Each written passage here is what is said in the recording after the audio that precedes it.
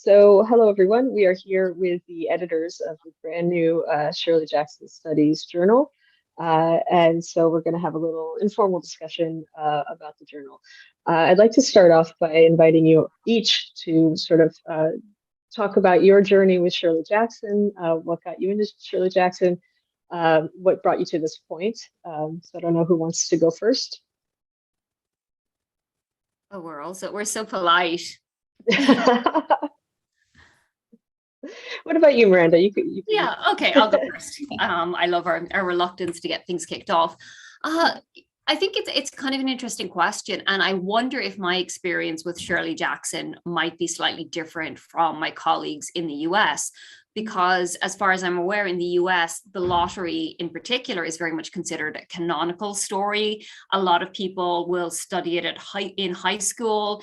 It's studied in English classes, but also like social science classes, talking about like prejudice and intolerance and mob mentality and things like that.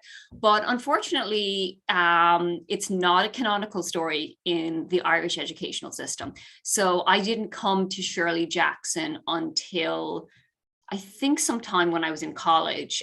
She wasn't taught on any of the courses here, but I came across The Haunting of Hill House because I'd been familiar with the film The Haunting, because it's, very much a horror classic.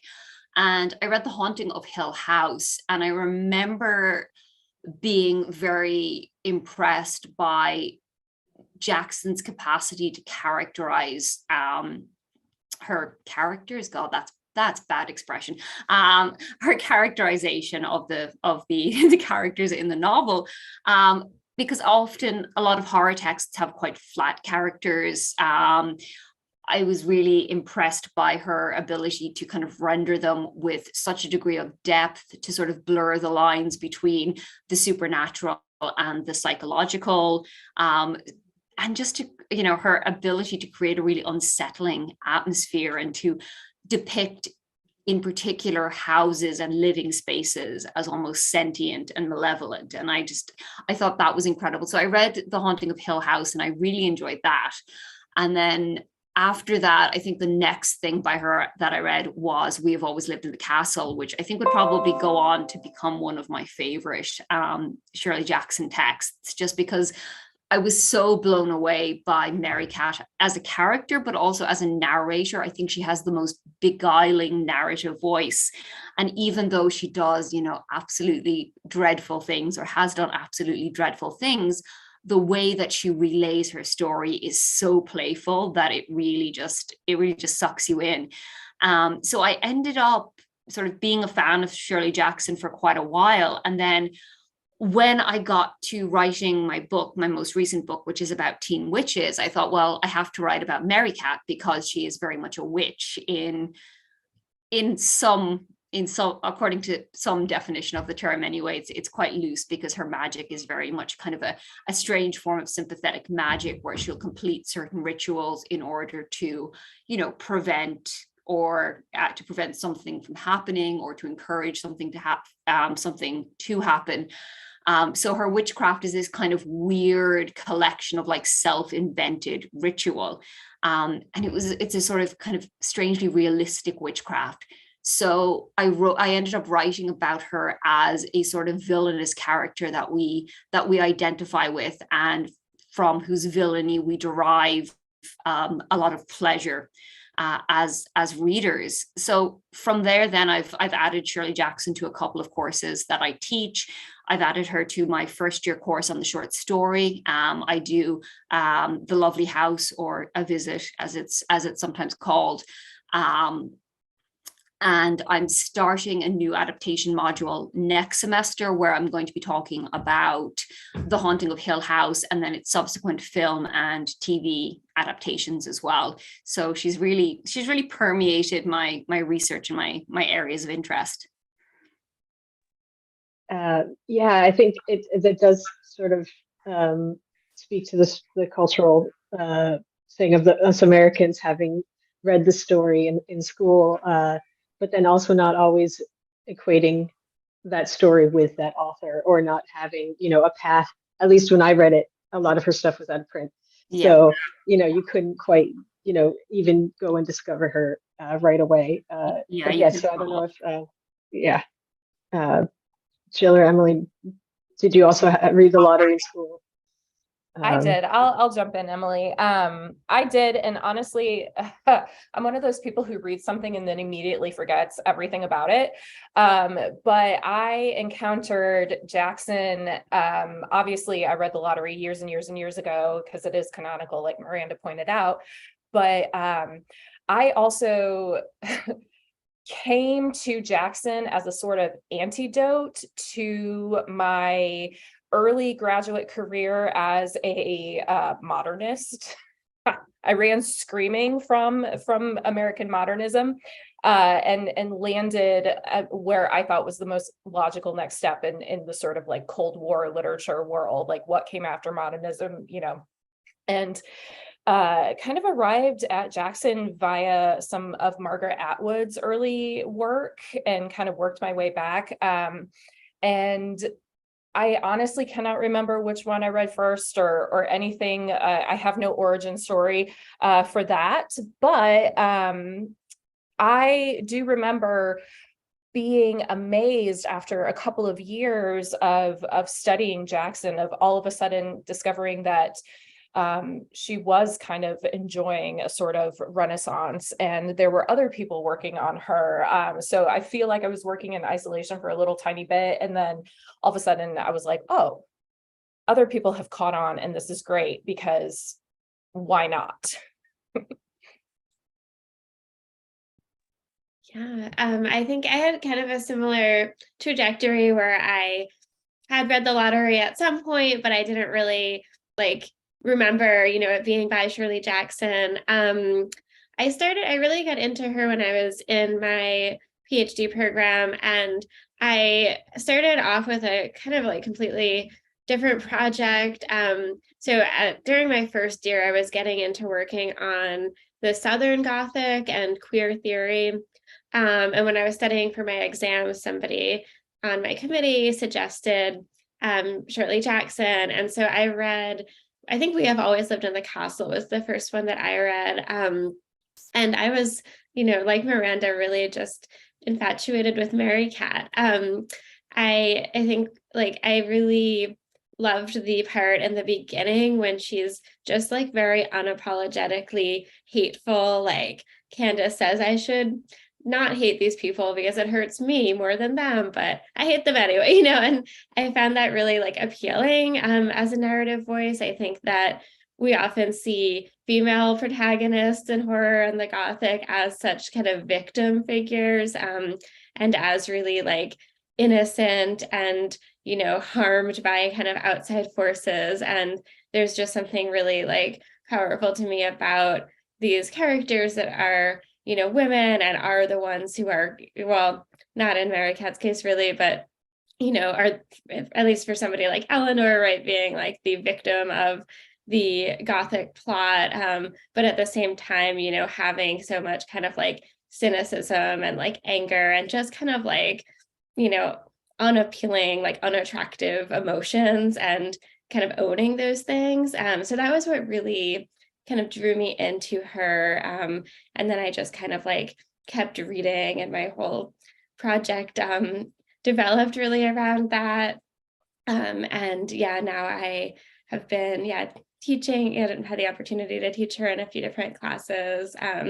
And yeah, it's just, I think also what Jill was saying, it was kind of I started getting into her right at the time that, so it was I maybe had a year where I was I'm working on this author like Shirley Jackson that not a lot of people work on. And then, in the next couple of years, it was oh, cool, everyone's doing this. This is awesome. So that worked out really well.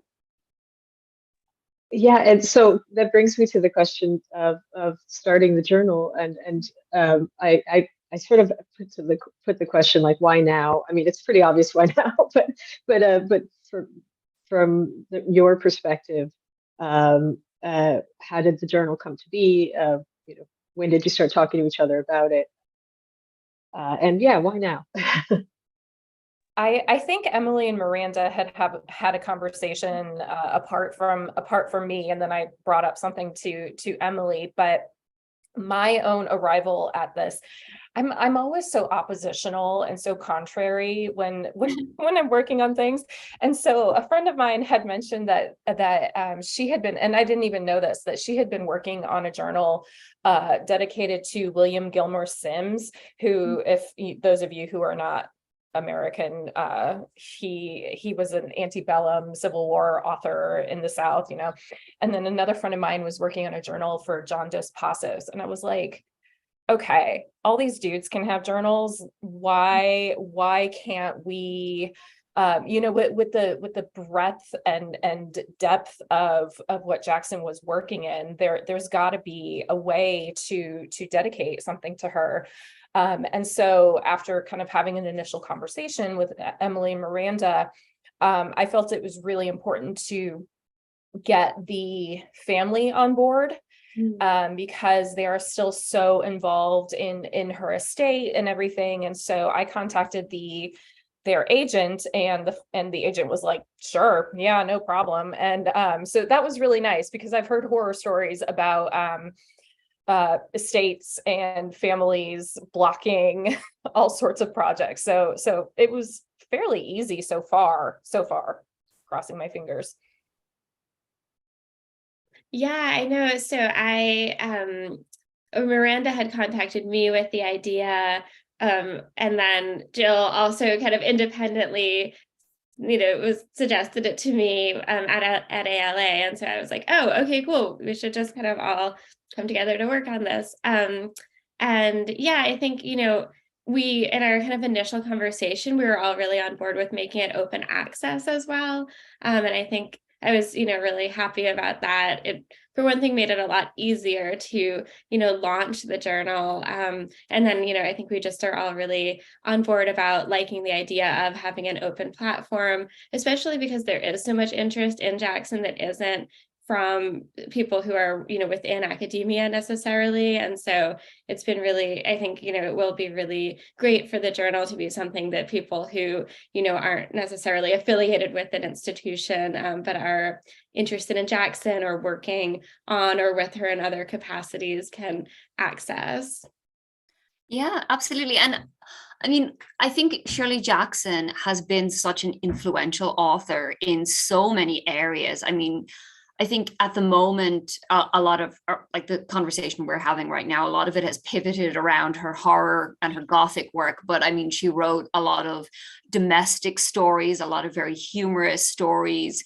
She wrote prolifically for women's magazines. And I think her work in all of its various facets has been so hugely influential, both on other writers and on the broader pop culture, that I think there just needs to be a platform where scholarship on Jackson can kind of come together and, enter into dialogue with other aspects of that scholarship and, be accessible. So I think it just seemed like there was a big gap in contemporary academia without a Jackson journal, considering, again, the level of her influence and the impact that her work has had, and how many people now are interested in studying her.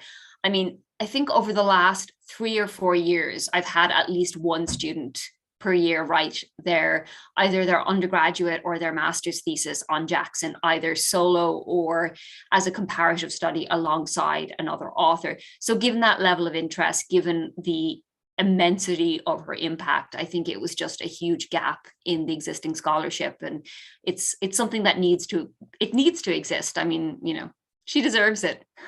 Yeah.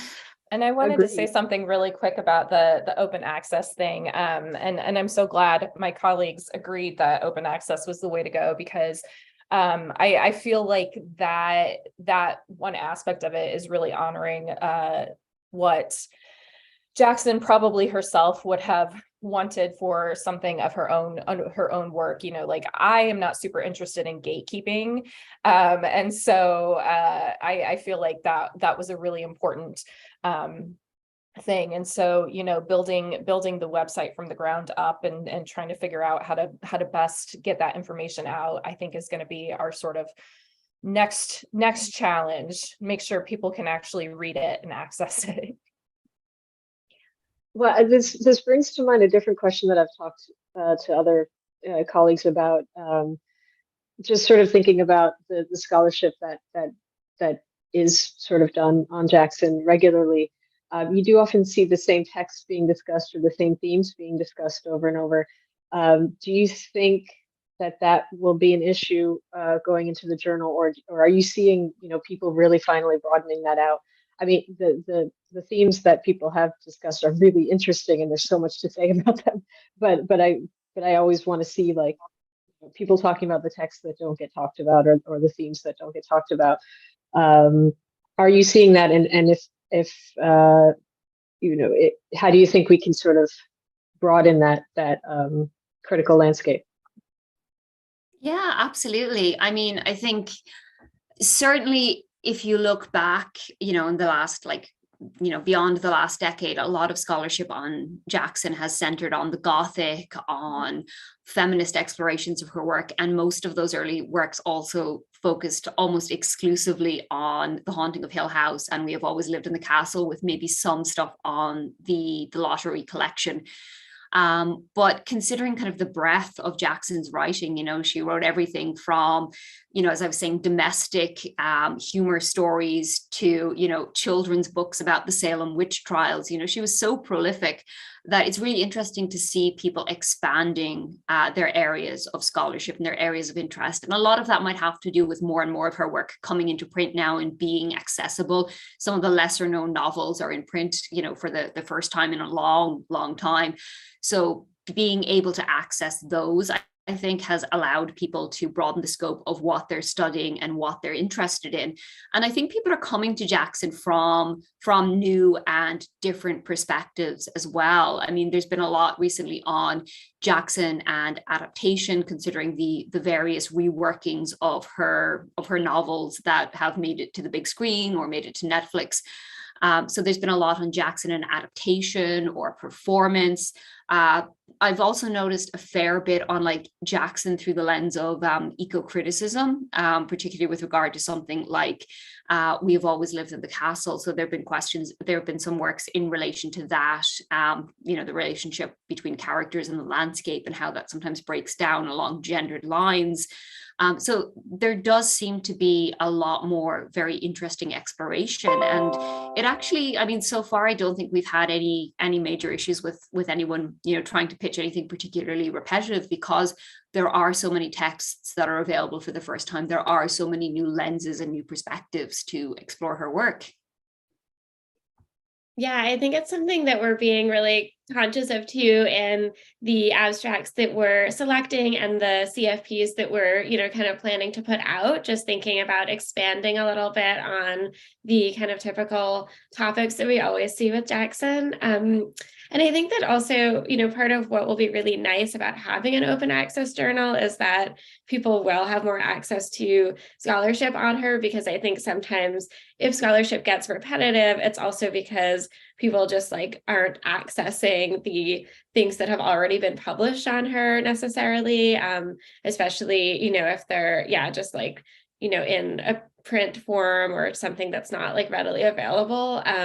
So I think it will just be really nice to have a place where people can really easily read up on kind of current Jackson scholarship and, build from there, where we have a lot of it kind of in one place that is, open to anyone. And the trick too, sorry, Janice. No, I was just going to jump in and say the trick too is that there's so much that can be said and has not been said about Hill House and We Have Always Lived in the Castle yet. So as we approach those works, which we're going to have in the journal in some form eventually, we can't just ignore them. But we're trying to come up with themes for each issue that will hopefully kind of steer people in a direction to be okay, we don't need to talk about Gothic and Hill House again, right? But what else can you do with that based on this particular theme? So that's one way we're kind of dealing with that. Well, that does bring us to the theme for the first issue is, the Jackson legacy. So Can you speak either as an institution, the three of you, or individually? Like, what do you see that legacy? How do you define that legacy? What do you think? How is that manifesting? And also, what should we be paying attention to? I guess is my final time of that question.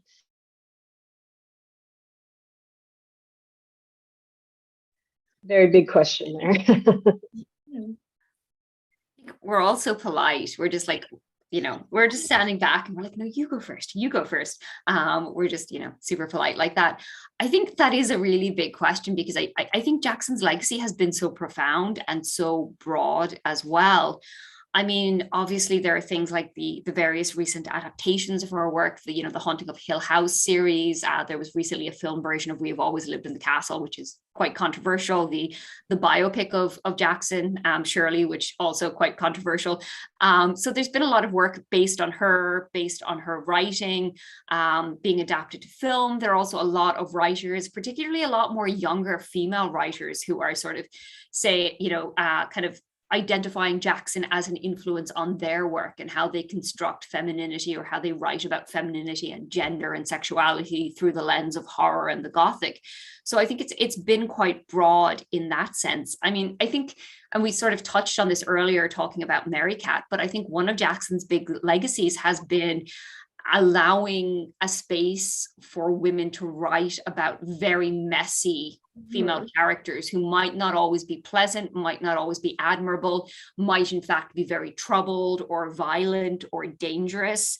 Like even over this summer, I was traveling over the summer and I was reading books mostly on my Kindle, and two of the books I downloaded, one was a book called Woman Eating, which is about a young woman living in London who more than likely is a vampire, and the whole story is told through her perspective.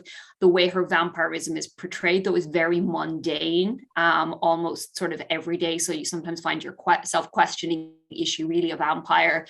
And she often does things that are quite repulsive or selfish, or just unpalatable as a character. And the other book I read over the summer was a book called A Certain Hunger, which I don't know if anyone's heard of that, but it's about a female food critic who is also a cannibal, and she murders men and she eats them. And I pretty gruesome, but I often find myself wondering how many of these like very complicated, often a little bit monstrous, a little bit unpleasant Gothic heroines would exist without Jackson. Even not even just thinking about Mary Cat, who's probably the most obvious example being, an actual murderer, but even thinking about, Natalie and Hangs a Man, or Lizzie and the rest of them in Bird's Nest, or even, Eleanor, who is quite a complex figure in Hill House. Like, Jackson's heroines are fascinating, but they're rarely unequivocally good. They often do things that are nasty or unpleasant or like morally repugnant, but we still find them fascinating. So I think a lot of contemporary horror and Gothic heroines owe a lot to Jackson.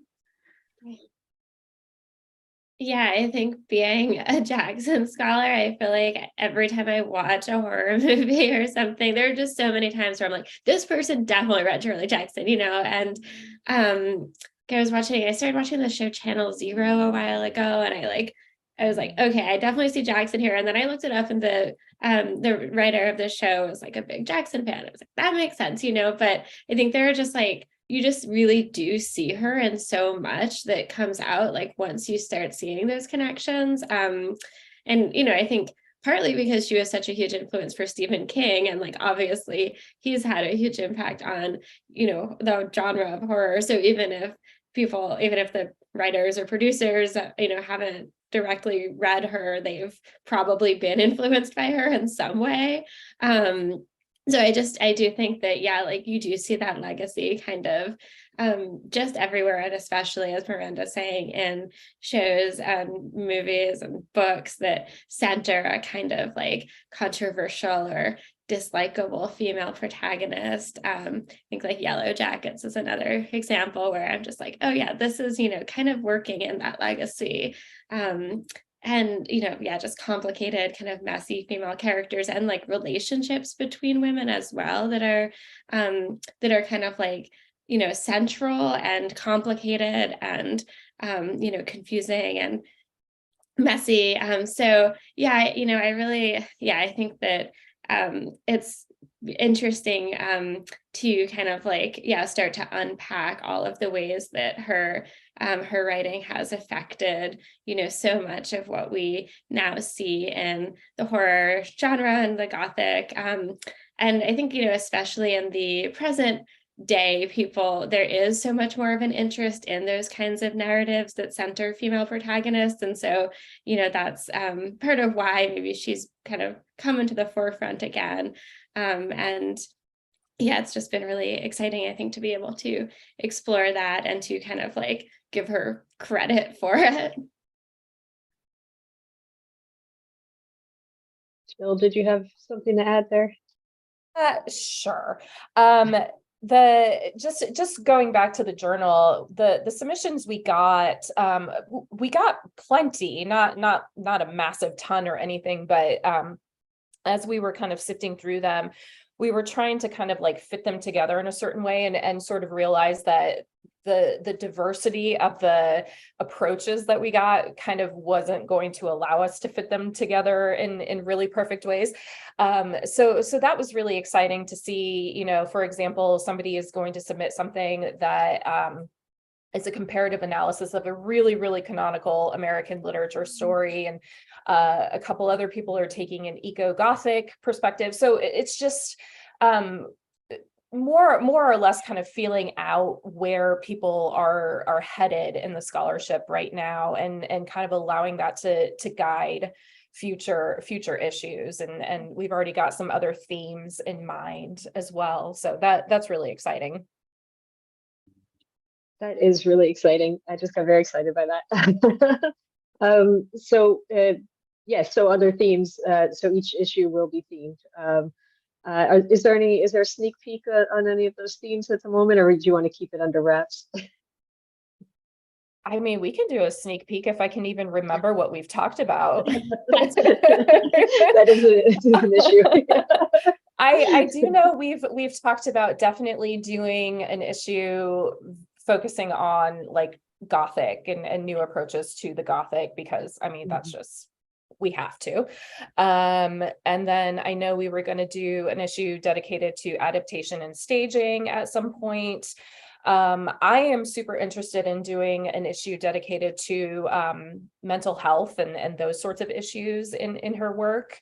Emily, Miranda, can you remember anything else we've talked about? Oh yeah, do you want to go? Hey, go ahead. Okay, I was just gonna say, like, not off the top of my head, but like just thinking about it now, there's so many potential topics that just sort of emerge, like genre, for example, would probably be one. And I think that's maybe one of the reasons why Jackson has been overlooked for so long, the way her work sort of like cross between genres and blur the categories between different genres. She's very, very difficult to sort of pin down. So I think maybe something teasing out that question of genre would be interesting. Definitely something on like magic and the occult. That's an area that really interests me with regard to Jackson. You have Mary Cat, who I definitely write about as a teen witch. You have all of the references to the tarot and Hangs a Man. Like it's a major kind of recurring interest in Jackson's work. So I'd love to see something on that as well. Gosh, there's so much. Yeah, I think those are all the ones that I remembered that we talked about. But we will definitely have a lot of material for future issues. Yeah. So much to say. So what? Yeah, I was just saying there's so much to say and so much to talk about, just considering how prolific she was and how diverse her body of work is. There's really, it's kind of, there are endless possibilities really for themes and for special issues and things like that. And I think also you get those sort of critical themes that were explored a lot, maybe in the 90s or the early 2000s, that should be revisited from a different perspective. Like you mentioned, mental health. You definitely had like sort of a specific point of view being applied to a lot of her work at that time. So yeah, so coming back to it now, like what does that look like now? That's really exciting. So carrying on the idea of the legacy or impact of Jackson, and this is the very big question. We thank Dara Downey for this question. So if you can't answer it, blame her. No. So what do you think the impact of the journal and Jackson's revival in general might be on popular culture, on literature? What other effects might follow from Jackson being so popular right now in terms of literary canon, whatever that is, the direction of literary and cultural studies more broadly, or any other aspects of literature or popular culture? Okay, that is like the most gigantic question ever. But what came to mind is that I am just really, really, really excited about all of the women writing horror now. I have only been reading horror and apocalyptic and post-apocalyptic work in the past couple of years. It's just made me feel a lot better about the world. And so, encountering, like Miranda mentioned, a certain hunger, I read that and I loved it, and it was so great and gruesome and wonderful. And it just, I don't know, it speaks to me. So I'm just really excited about all of the women who feel emboldened to write these horror stories based around, like we've mentioned before, these messy women, these evil, villainous, complicated women who are still having to navigate the world as women, right? And so that's one thing I'm super excited about. Yeah. Oh, sorry. Do you want to go? You can go. Okay. The awkwardness of Zoom. I always feel like the sort of like talking over each other thing doesn't happen as much in real life because you have like a better sense of when people are going to speak. So yeah, thanks for that. Yeah, I think I definitely agree with Jill in this idea, in the sense that I'm really excited about the work that is currently coming out that is influenced by Jackson. And I'm really like interested in the way Jackson's legacy is allowing us to reconsider what constitutes horror, like what is horror. It's not just something that is necessarily very masculine or very brutal. It sometimes can be something softer. It can be something more subtle. I like the fact that there is a place for femininity within horror now, and horror that touches on explicitly feminine concerns. I like that Jackson's legacy, I think, has opened up and kind of the revisiting of Jackson, the kind of her renaissance, I think, has opened up space for new people to write horror as well. I think we've broadened the scope of like who can write horror. So it's not just like white men anymore. There's a much more space for, horror by writers of color, horror by queer writers, trans writers. There's so much more diversity in horror. And I think sometimes discovering authors like Jackson and rediscovering their work, I think helps that expansion somewhat. So I'm really excited for how her legacy is sort of transforming horror as a genre.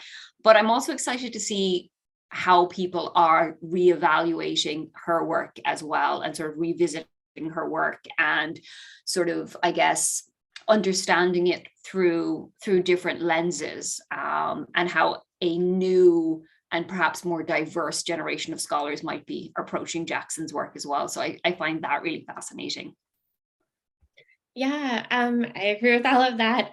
I also am just really, I really think that Jackson should be taught more, and not only in Gothic literature specific classes, but I do really think that she deserves like a spot, kind of as an important post-war, post-45 American author.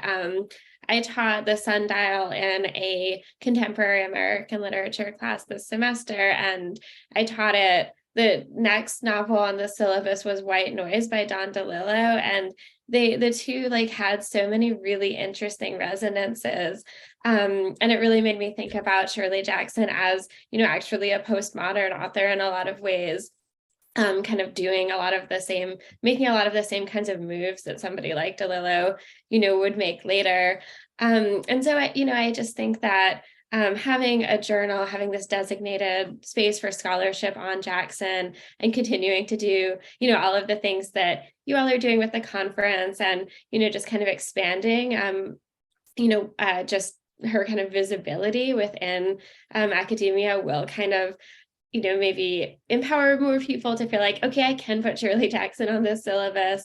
And I think that's really important. Like when we study like 19th century American literature, somebody like Edgar Allan Poe is going to be on the syllabus, right? Even though he's a Gothic author, right? Like it's like interesting that in more contemporary literature, we tend to really like distinguish, genre fiction from like, real normal fiction or whatever. And so like, I don't really think we need to have that kind of distinction. And so I think like, thinking, both about her influence on, the Gothic and horror, but also thinking about how important she just is for literature more broadly, is, going to be a really like nice effect of the journal, and just kind of like making it more kind of like normalized to consider her amongst other authors that we like assume to be,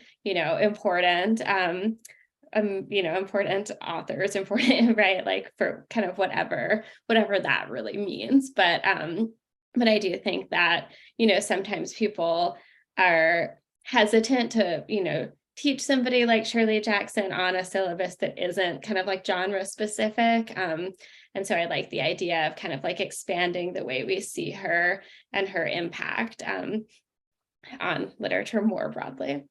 I was laughing as you were saying that, because my friends make fun of me because they're always like, I design classes around any excuse to teach Jackson. So it doesn't even matter what it is.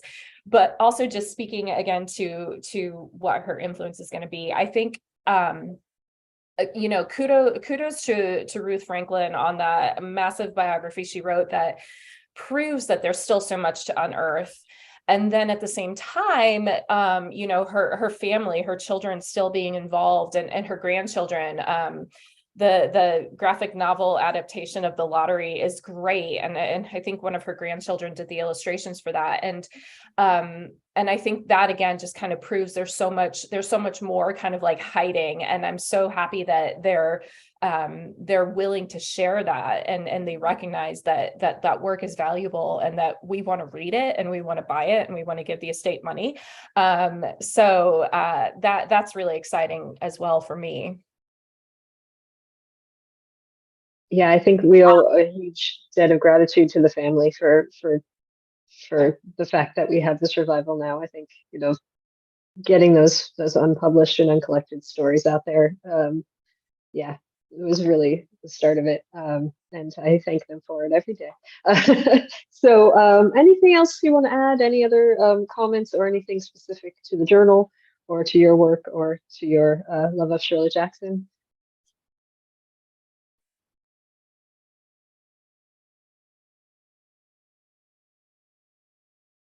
I don't know. I guess just since this is going to a very specific audience, just be on the lookout for more calls in the future. We haven't really talked about exactly when that's going to happen, but we're hoping to have the first issue out next summer at some point. And so, of course, we'll be planning for the next issue after that, before that. So that's something that people who are interested in writing and submitting, and we are attempting, of course, it's going to always depend on what we get, but we're attempting to, in the spirit of open access, try to get a range of scholars working on Jackson, so that we're kind of keeping it open. Yes. And if anybody would like to be added to the Shirley Jackson Society email list, just email me, because my email is ebanks@franklincollege.edu. And I will be sending out reminders for all of the CFPs for Shirley Jackson Studies on that listserv. And we also have a Twitter account, which is Shirley Jackson Society. So those will be good places to look for the CFPs and any updates about the journal. And I keep forgetting to contact Emily. So hey, Emily, this is your warning. We're hopefully going to put together another panel for American Literature Association in May in 2023, which is in Boston. So East Coast for those of you in Ireland, that's kind of nice. But we're going to talk about what that is going to involve soon. This year has gotten away from me. So like, Yeah. Don't even. Miranda, do you have any last thoughts? I don't have anything regarding the journal, because I think Jill and Emily summed it up very well. Just, I guess, if you are interested in submitting something and you have any questions, feel free to get in touch with us. If you have ideas you want to like throw out or just run by us, we're happy to take a look and talk to you about it. Yeah. Great. Thank you so much for your time today. I'm just going to stop recording, and then if I can remember how to stop